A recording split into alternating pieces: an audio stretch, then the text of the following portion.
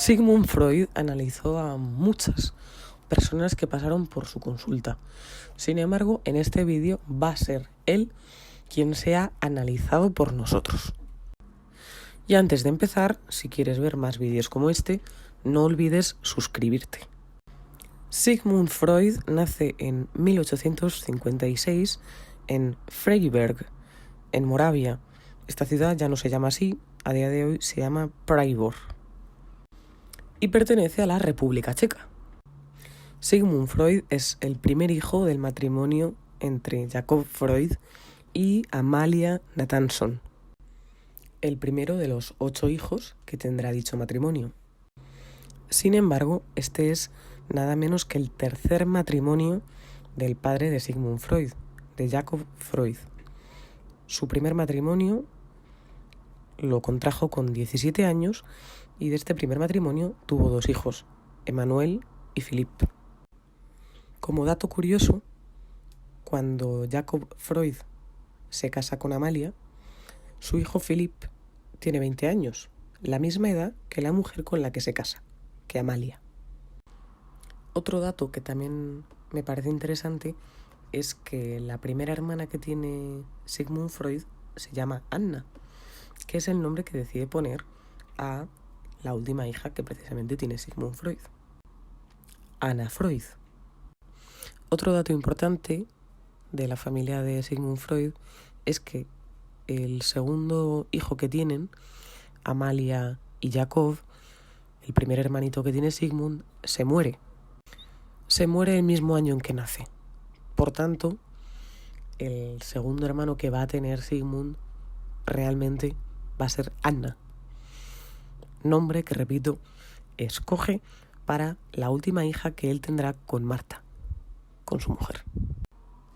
Con 3 años, la familia de Sigmund Freud decide partir a Viena por asuntos económicos. Así que dejan la República Checa para irse a vivir a Austria. Del pasado de Sigmund Freud, a nivel estudiante, se dice que era un buen alumno, que era ambicioso y que quería aportar algo al conocimiento de la humanidad, algo nuevo. Estas fantasías tan ambiciosas denotan un narcisismo bastante fuerte, ¿no?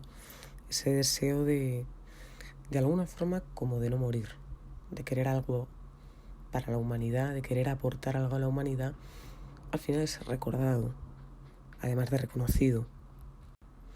Esta ambición le lleva a estudiar medicina y a especializarse en neurología. Sin embargo, sus investigaciones no tendrán mucho impacto, no tendrán mayor relevancia, por lo que precisamente ese prestigio que él anhela lograr no se ve satisfecho. Tras numerosas investigaciones, sin lograr impacto, sin lograr repercusión, se dedica a trabajar como docente, le nombran docente titular y también le nombran después profesor de honor. En 1886, Sigmund Freud tiene 30 años, ocurren 2 cosas muy importantes en su vida. Se casa con Martha Bernis, con quien tiene 6 hijos, 3 hijos y 3 hijas. En 1886 también Freud se da cuenta de que para mantener una familia no gana el suficiente dinero, por lo que decide abrir su propio despacho como neurólogo. En este hecho de abrir su propio despacho es importante destacar que previamente le habían concedido una beca para ir a París, y en París, en el Hospital de la Salpêtrière, es donde conoce a Charcot y donde conoce a las famosas histéricas, esas mujeres, ¿no?, que bajo hipnosis Charcot logra que puedan ponerse en pie y no tener ningún problema motriz. Y será precisamente en esta experiencia en la Salpêtrière con Charcot donde aprenderá las técnicas de la hipnosis y de la sugestión. En París, una vez más, los sueños de prestigio, la ambición, se ven frustrados porque Charcot no le hace mucho caso a Freud porque no congenian en ideas. Charcot muestra una postura más racional frente a las ideas de Freud. Por tanto, para no perdernos, estamos en 1886, Freud se acaba de casar con su mujer y acaba de abrir su propio despacho como neurólogo. Sin embargo, unos meses antes de abrir su propio despacho, había recibido una beca para ir a París, donde conoce a Charcot. ¿Qué saca Freud de este viaje a París, además de las técnicas de la hipnosis y la sugestión? Pues convencer 4 años después, en 1890, a su amigo Breuer para escribir una obra sobre la histeria. 6 años más tarde, en 1896, usará por primera vez el término psicoanálisis para hablar sobre histeria. Ahora abandona las técnicas de la hipnosis y de la sugestión que había visto en Charcot y en su lugar empezará a usar la técnica de la asociación libre. Si tuviéramos que poner fecha al momento en el que Freud apadrina el psicoanálisis, tendría que ser justo esta fecha, entre 1895 y 1896. En 1895 es cuando empieza a analizar sus propios sueños. La posición doctrinal que adopta Freud en sus inicios es que hay un trauma sexual real en la infancia que el adulto ha reprimido. No recuerda haber vivido este trauma sexual por parte de un adulto durante su infancia. ¿Y cómo vuelve este recuerdo que se ha intentado olvidar, que se ha intentado borrar? Pues a través del síntoma, a través de síntomas. Precisamente por haber reprimido el recuerdo.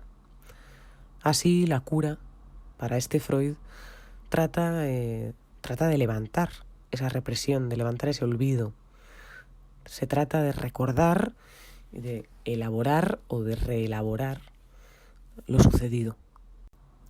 Me parece otro dato importante para conocer a Freud, para intentar analizarlo, cómo en sus inicios habla de un trauma sexual real y luego más adelante con los años dirá que se ha dado cuenta de que este hecho nunca fue real, sino que fue al final pura proyección, ¿no? Por parte de sus pacientes, proyecciones que hacían en función de las fantasías edípicas de precisamente querer seducir al padre.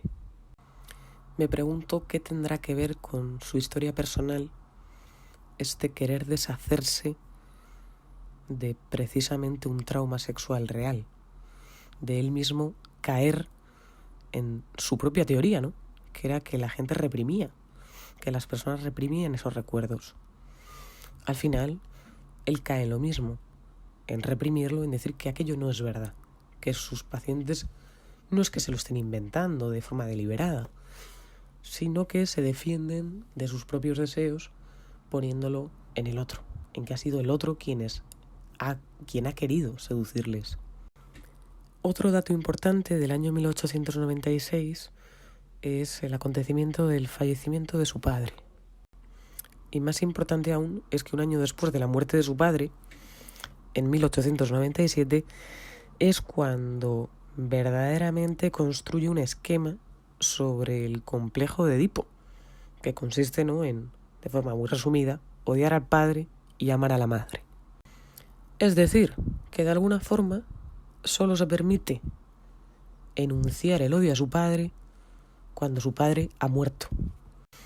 Me parece muy curioso que recordemos, ¿no?, el complejo de Edipo, en ese odio del niño a su padre, desea matar a su padre para estar con su madre, para estar con su mamá, para tener el amor de su mamá. Y justo cuando su padre, en la realidad, ha muerto, es entonces cuando se permite hacer consciente ese deseo de haberlo matado, ese odio. Por fin, en 1900, escribe la primera obra relevante del psicoanálisis, que es La interpretación de los sueños, donde habla del inconsciente y de la estructuración del psiquismo, donde define las 3 instancias: consciente, preconsciente y consciente. Diferenciando estas 3 instancias, lo más importante es diferenciar que por un lado está lo consciente y lo preconsciente, aunque no sean la misma instancia, aunque sean 2, y por otro lado está lo inconsciente, Y a partir de 1900, de publicar La interpretación de los sueños, empieza a coger carrerilla y publica un año después Psicopatología de la vida cotidiana, en 1901. 4 años después, en 1905, publicará 2 obras, una, El chiste y su relación con lo inconsciente, y otra, 3 ensayos sobre teoría sexual, donde hablará sobre la sexualidad infantil, aquello que generó tanto revuelo en esa sociedad. Otra de las obras más importantes que hay que mencionar sí o sí es El yo y el ello, que lo escribió en 1923. Pero antes de llegar ahí, por seguir el orden cronológico, voy a hablar del año 1906. ¿Qué sucede en 1906? Que constituye la Sociedad del Miércoles, que posteriormente pasará a llamarse la Sociedad Psicoanalítica de Viena. ¿Por qué es tan importante? Porque es la primera vez que Freud dejará su soledad a un lado para empezar a trabajar en grupo. Y 4 años después constituirá nada más y nada menos que la Sociedad Internacional de Psicoanálisis, cuyo primer presidente será Carl Jung. Ahora sí, para terminar esta pequeña, o al menos resumida, biografía de Sigmund Freud, en 1923 escribe El yo y el ello, lo que dará lugar a la segunda tópica. Recuerdo, la primera tópica es la que escribe en La interpretación de los sueños, donde divide el psiquismo en consciente, preconsciente e inconsciente, y en 1923 hablará de la segunda tópica, que divide el aparato psíquico en ello, yo y superyo.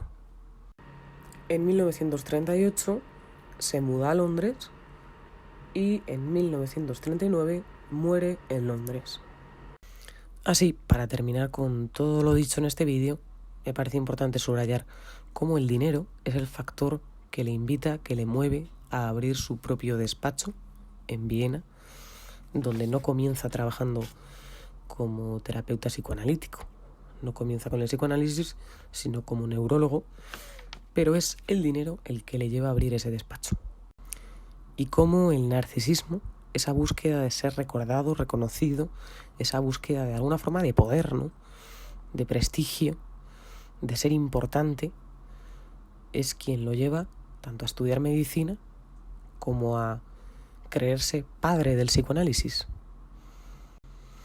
Antes lo he mencionado como padrino y no padre, y me parece un término más apropiado porque padre sería quien lo ha engendrado, y al final el psicoanálisis son muchas ideas que no tienen nombre y apellidos. Algunas ideas sí tienen nombre y apellidos, y esto se observa si lees a Spinoza o si lees a Nietzsche. Verás ideas que luego retoma Sigmund Freud, y sin embargo Sigmund Freud las pone como si fueran suyas, como si él fuera el padre, no el padrino del psicoanálisis. Una vez más, aquí se observa su narcisismo y su necesidad de ser importante y de pasar a la historia. Si os ha gustado el vídeo o queréis que hable más en profundidad de alguno de los temas que ha salido aquí, que intento no alargarme demasiado, hacerlo de forma breve, entonces hay cosas que se me ocurre decir pero las acorto. Si queréis que profundice sobre algún tema, lo podéis poner en los comentarios, y si os ha gustado, bueno, pues podéis darle siempre like y suscribiros si no lo estáis ya.